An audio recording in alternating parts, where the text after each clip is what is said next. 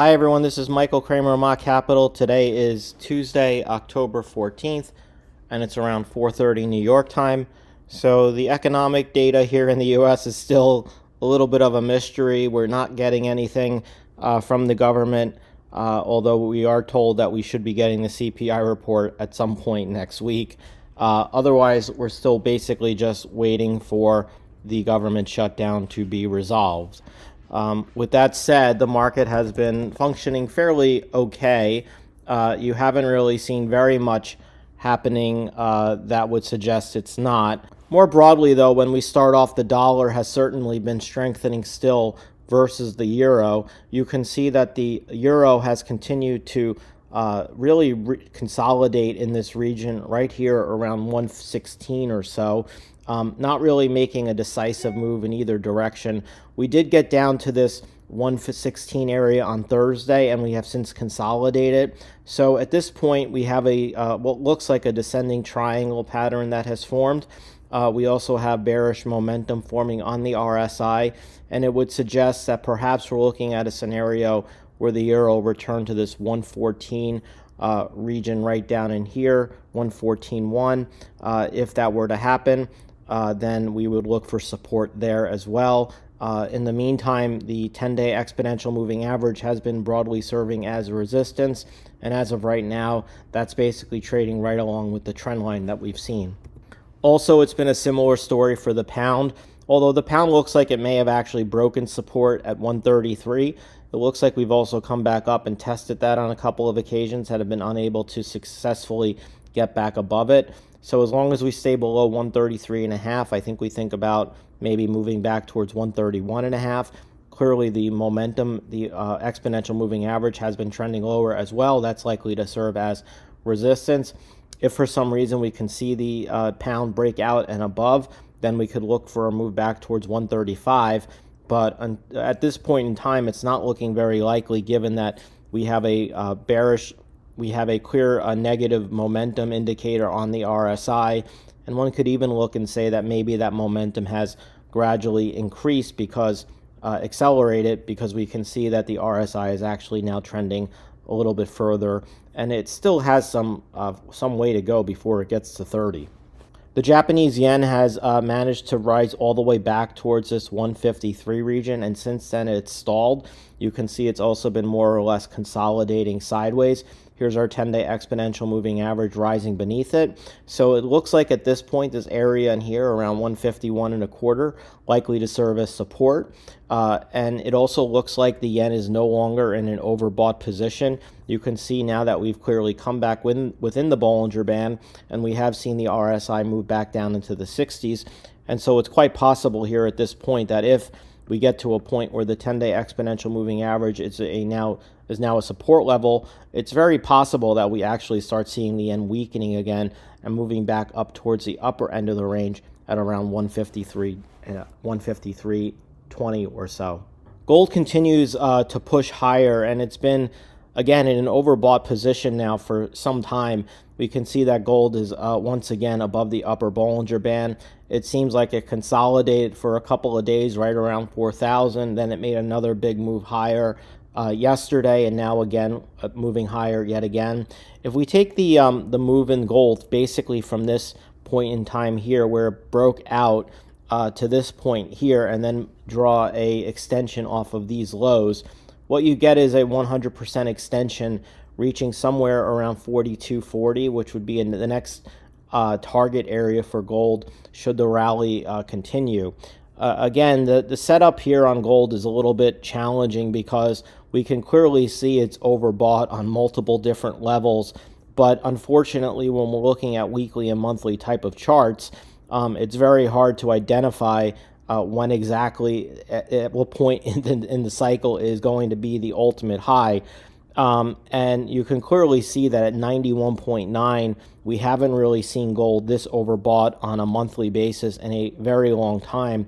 You really have to go back to the 1979 or maybe even 1973 to find a more overbought position for gold. And so, again, if you're in this for the longer term, it may turn out that you're buying gold up here, and it might go through a long period of consolidation thereafter, similar to what we've seen in past instances. but it doesn't mean that we can't continue to rise, at least over the very short term, and maybe reach that 4250 area and not too distant future. I thought today we would just touch on NVIDIA. We don't typically talk about NVIDIA, but I think it's important where it is right now, because you can see that this was a prior resistance and support area around 183.5 that we clearly broke out above at the end of September, and now it looks like we're coming back down below that area of resistance, and when what had been support is now breaking, with NVIDIA closing around 180. Also notice that the 10-day exponential moving average is now rolling over. We're also trading down below the 20-day moving average, and it would look like we've even seen the RSI begin to turn lower again as well, and it could be setting up a push down to around 171, which would take us to the lower Bollinger Band on NVIDIA. And the reason I mention it is, of course, because of how important it is to the U.S. indices, and we'll be getting to those in just a minute. In the meantime, the DAX has really struggled also recently. You can see that the DAX again tried to break out. It did briefly break out and make a new high, but then it ended up coming back down rather quickly, going back down below the 10-day exponential moving average, coming back down support at 24,265. And this is really turning out to be a very frustrating period of time for the DAX, because in essence, we really haven't gone anywhere since June on the DAX, and all we've been doing is oscillating around and in between the 23,000 range and the 24,600 range.